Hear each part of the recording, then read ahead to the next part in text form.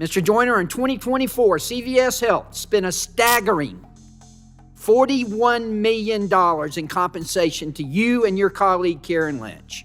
This is enough to cover the premiums for thousands of American families. How do you justify getting paid that much when so many of your patients struggle to afford skyrocketing premiums? That was not my compensation.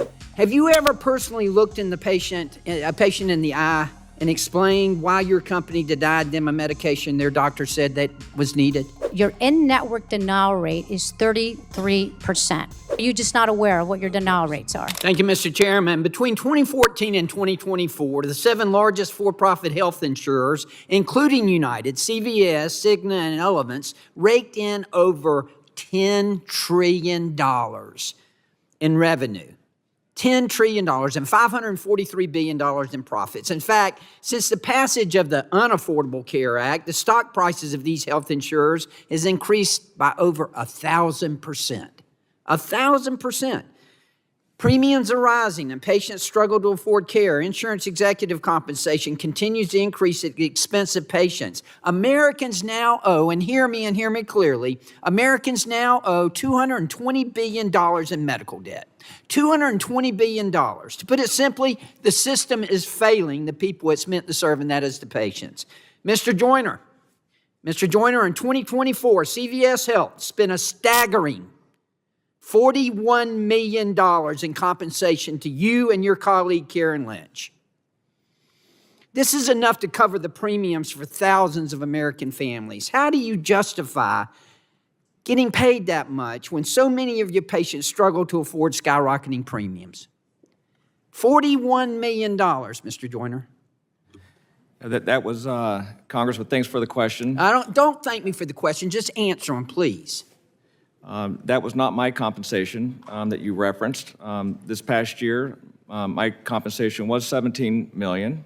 It was $17 million. Of which 1.1 was my base salary, and the rest is long-term incentives, and the bonus. I just met with some pharmacists out there who want to say you're welcome. They helped you pay that. They helped pay your salary. Yeah, and I think it's important to note, based off the performance of the year, I did return my bonus back to the Employee Relief Fund. So the employees that were going through challenging and difficult times got the benefit of my bonus last year. CVS employees? Yes, sir. Going through the difficult. What about the patients who are trying to pay their premiums going through difficult times? Let me ask you, Mr. Hemsley, yes or no? Don't thank me for the question, just yes or no. Have you ever personally looked in a patient in the eye and explained why your company denied them a medication their doctor said that was needed? Have you ever personally looked a patient in the eye and told them that? I have looked patients in the eyes many times. I don't recall whether it's regarding a prior authorization, but it is. Well, Mr. Hemsley, let me tell you, I practiced pharmacy for 40 years. I'm the one who had to look the patient in the eye. I'm the one who had to tell them that on your behalf. It's not fun. Mr. Hemsley, I want to tell you a story about Andrea Kelly. She's a single mother from Kentucky who was diagnosed with stage 2 breast cancer and has endured years of chemotherapy, surgery, and radiation just to stay alive. And she wants to stay alive because she's got a 7-year-old daughter. Despite being stable on the medications for years, UnitedHealth is now denying Andrea her Lupron injection and Veoza medication. According to her doctor, these denials are actively increasing, as you would imagine and you understand, they're actively increasing Andrea's risk of cancer recurrence. This is not about convenience or cost. This is about whether her cancer comes back. To quote Andrea, and I quote, "I am a single mom and would do anything to live as long as I can for my daughter, who is now 7. I need access to my medication so that I can live for my child." End quote. It was me. I was the one who went to the counter. I was the one who had to tell him that. Not you, Mr. Joyner, not any of you on this panel, but me, the pharmacist. I was the one who had to tell him that. Mr. Hemsley, knowing that your company's denial raises Andrea's risk of cancer recurrence, why is UnitedHealth overriding her doctors and denying her medication? Do you have any idea? I don't know that particular circumstances. Can you help me out here? Because I want to help her. What can I tell her? What can I tell Andrea that she can tell her 7-year-old daughter? Actually, I would love to learn more about that and see if we can't help solve that problem. Let me ask you this, Mr. Hemsley. President Trump's proposing a bold new health care plan, and I applaud him for that, one that puts patients in control. Thank God somebody finally realizes instead of sending the money, my colleagues, instead of sending the money to insurance companies, send it to the patients. Let them create a competitive marketplace. The president is proposing this. He wants to put patients in control, expand choice, and ensure transparent pricing. Can we count on you, Mr. Hemsley, to support President Trump's great health care plan? Representative, we will be open to any kind of bipartisan solution, and I think the president's thoughts contribute to the conversation. Good ideas to be considered, but I certainly hope so, because for supportive of 40 years, I'm the one. I'm the one. Thank you, Mr. Chairman. I yield back. Gentleman yields back. Now recognize the gentlelady from California, Ms. Barragan, for her 5 minutes of questioning. Thank you, Mr. Chairman. I want to just ask the witnesses, all of you here, except the witness on the end, all of you get a stock option or a stock benefit for your compensation. Is that correct, Mr. Hemsley? yes, Representative. And Mr. Joyner? Yes. Ms.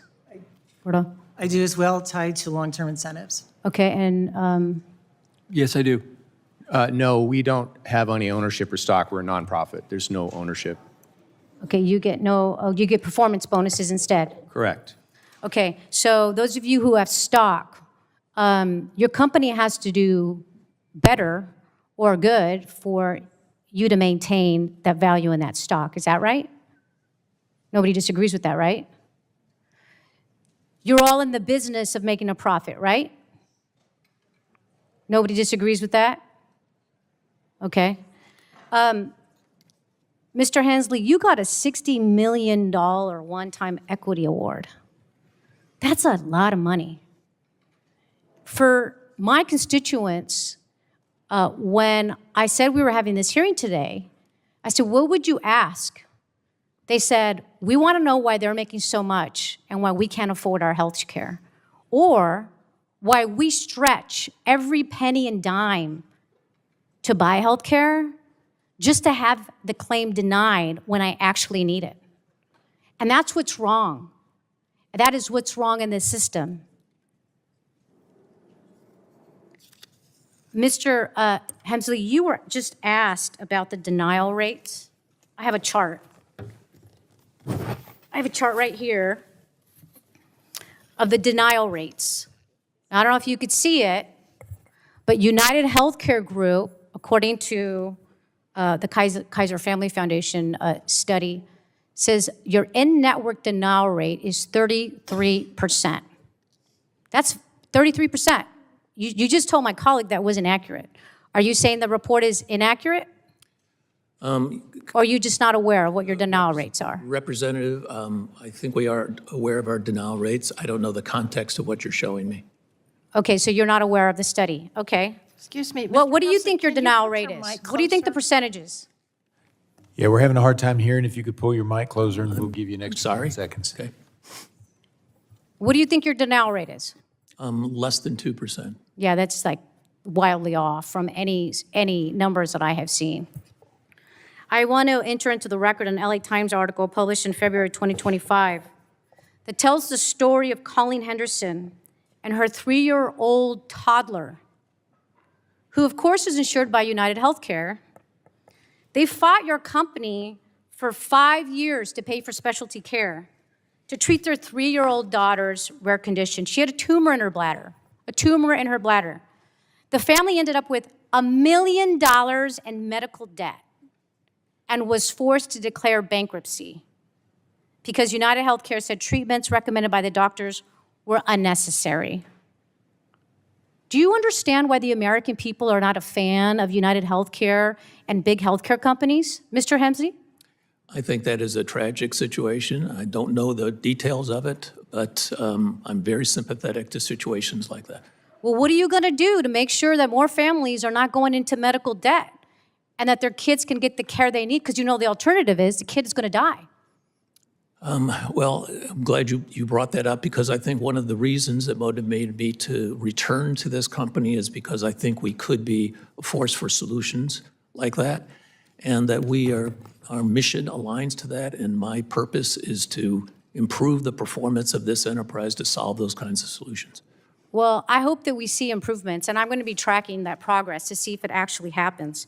The other thing that's really quite fascinating is that we find that most people will not appeal these denials. Most people don't have the time or the effort. I live in a district where it's working class families. They can barely find the time to show up to 2 jobs to pay their bills. Do you think they're going to have the time and the effort to appeal a claim? We've seen that less than 1% of claims are appealable. When they are, insurance reverses their decision 44% of the time. That's almost half. Why do your patients have to fight your company to get their claims covered?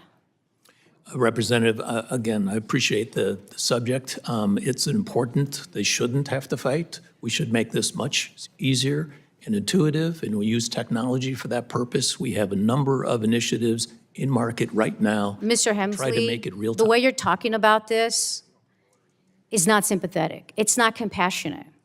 I appreciate the topic. These are people's lives. These are children's lives. This is when people, you said that you want to help people when they're sick. You know what doesn't help? When they get a bill or they have to go into medical debt for $1 million of debt. That doesn't help people when they're sick. I hope that you all are going to do better.